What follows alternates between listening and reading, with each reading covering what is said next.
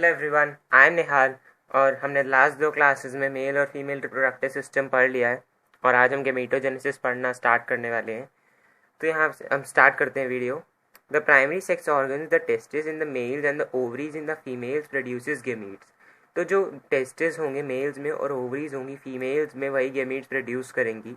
और testis sperm produce करेंगे और ओवरीज ओवम प्रोड्यूस करेंगी।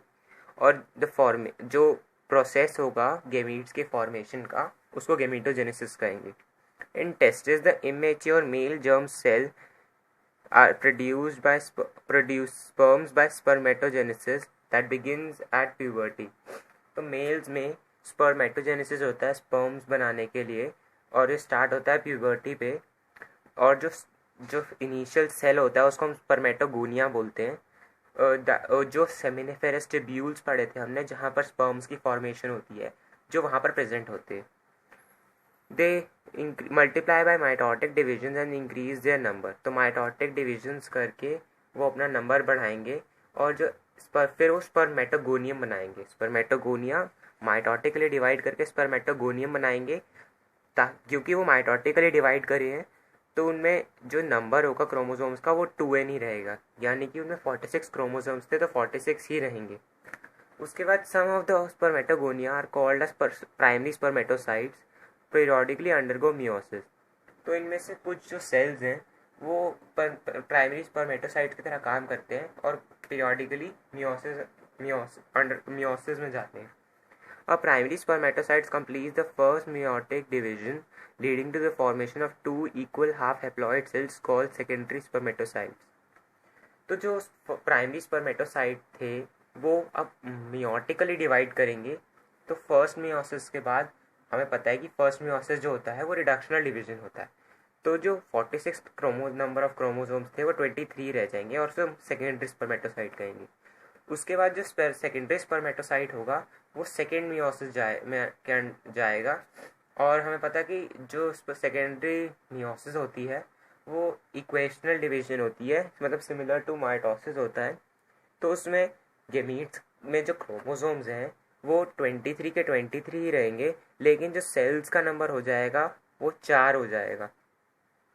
ठीक है, फिर उससे हम स्पर्मेटिड्स कहेंगे। और जो 4 स्पर्मेटिड्स बनेंगे वो हैप्लॉइड होंगे, यानी कि उनमें 23 क्रोमोसोम्स होंगे। तो spermatids are transformed into spermatozoa. The process is known as spermiogenesis. After spermiogenesis sperm had become embedded in Sertoli cells and are finally released from the seminiferous tubules by the process of spermiation. तो इसके बाद हम यहाँ देख रहे हैं कि जो स्पर्मेटिड्स बने थे वो डिफरेंशिएशन करेंगे और स्पर्म्स बनाएंगे, और इस प्रोसेस को स्पर्मियोजेनेसिस कहते हैं।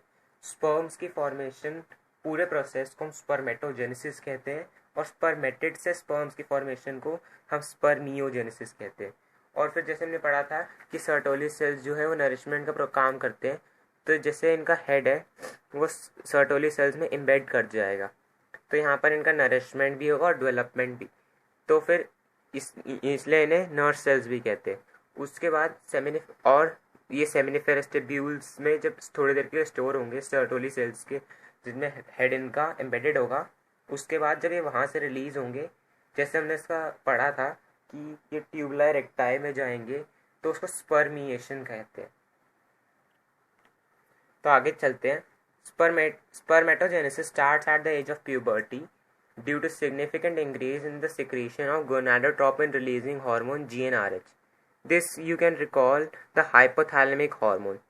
तो जब प्यूबर्टी आती है तो हाइपोथैलेमस जो होता है वो गोनाडोट्रोपिन रिलीजिंग हार्मोन यानी कि GnRH प्रोड्यूस करता है, जो कि एंटीरियर पिट्यूटरी पे जाके एक्ट करेगा और 2 टाइप्स के गोनाडोट्रोपिन रिलीज करवाएगा।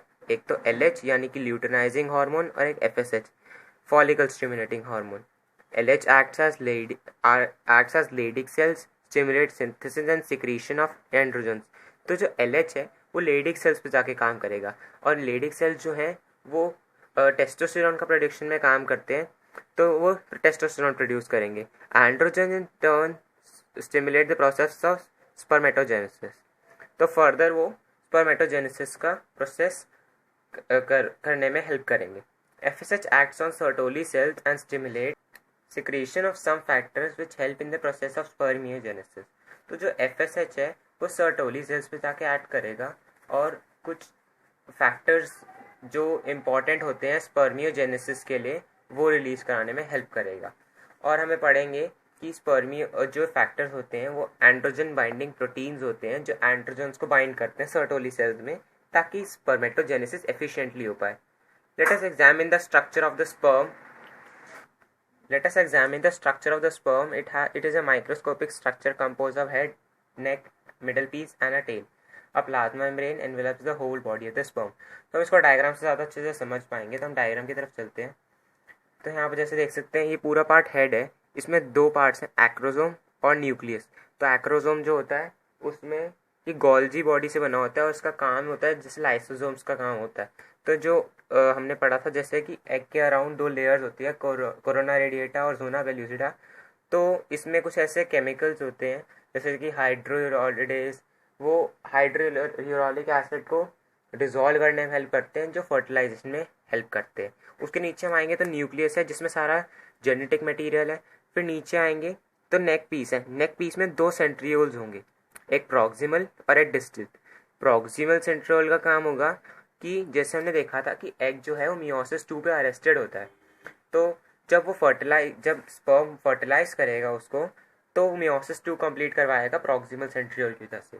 और डिस्टल सेंट्रियोल का काम होता है कि जब वो जोना पेल्यूसिडा से जाके मिल जाए तो वो उसको इतना हार्डन कर दे कि कोई और स्पर्म उसको पेनिट्रेट कर ही ना पाए. उसके बाद हम नीचे चलेंगे तो हमें मिडल पीस दिखेगा जिसमें माइटोकॉन्ड्रिया दिखेगा. और हमें माइटोकॉन्ड्रिया जो पता ही है कि ये एनर्जी सोर्स होता है, एनर्जी प्रोड्यूसिंग होता है. और जो ये माइटोकॉन्ड्रिया है ये स्पाइरली अरेंज्ड होता है. उसके बाद जो डिस्टल सेंट्रियोल होता है यहाँ से ये टेल ओरिजिनेट करती है और फिर ये यहाँ से टेल का फॉर्मेशन होता है. तो अब आगे चलते हैं. Sperms released from seminiferous ducts are transported by the accessory ducts. Secretion of epididymis, vas deferens, seminal vesicles and prostate are essentially for maturing and motility of sperm. ये हमने लास्ट क्लास में भी देखा था. और जो sperms along जो सारे प्लाज्मा बनेगा along with the sperms it is known as semen. तो अब oogenesis की तरफ चलते हैं. oogenesis का मतलब होता है कि एग का फॉर्मेशन हो रहा है. जिससे मेल्स में स्पर्म का फॉर्मेशन होगा वैसे फीमेल्स में एग का फॉर्मेशन होगा. oogenesis is initiated during the embryonic development. ये बहुत इंपॉर्टेंट पॉइंट है क्योंकि हमने देखा था कि मेल्स में प्यूबर्टी पे आके शुरू होता है लेकिन फीमेल्स में एम्ब्रियोनिक स्टेजेस में स्टार्ट हो जाता है. उसके बाद विना couple of million gamete mother cells oogonia, जैसे वहाँ स्पर्मेटोगोनिया यहाँ oogonia are form within fetal ovary. No more oogonia are formed or added after birth. तो जितनी oogonia फीटल लाइफ में बन गए हैं उसके बाद कोई ऐड नहीं होगा बर्थ के बाद. These cells start division and enter in prophase 1 of the meiotic division and get temporarily arrested at stage called primary oocyte. तो जैसे हमने लास्ट क्लास में देखा था कि वो प्रोफेज 1 पे अरेस्ट हो जाएगा और प्राइमरी oocyte बोलेंगे. फिर वो डेवलप होगा, ग्रैन्युलोसा सेल्स उसके अराउंड डेवलप होंगे और प्राइमरी फॉलिकल बनाएगा. और फिर और थीका डेवलप हो जाएंगे उसके अराउंड जिसको फिर हम उसे सेकेंडरी फॉलिकल बोलेंगे. और जो प्यूबर्टी के टाइम तक एग में ओवरी के अंदर एग रह जाएंगे वो 60,000 to 80,000 ही होंगे. उसके बाद जो सेकेंडरी फॉलिकल बना उसमें एक फ्लूइड फिल कैविटी डेवलप होगी एंट्रम जिसमें एमनियोटिक फ्लूइड होगा जिससे एमनियोसेंटेसिस वगैरह का टेस्ट करवा सकते हैं जिससे जेनेटिक डिसऑर्डर सेक्स डिटर्मिनेशन होता है. वो एंट्रम में फ्लूइड वो फिल्ड होता है और उसको हम टर्शरी फॉलिकल बोलेंगे.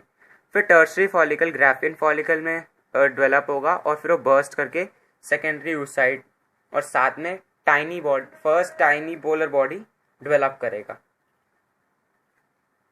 जो पोलर बॉडी बनी है उसमें वो जैसे हमारा 46 क्रोमोसोम्स थे तो उसमें से 23 रहेंगे सेकेंडरी oocyte में.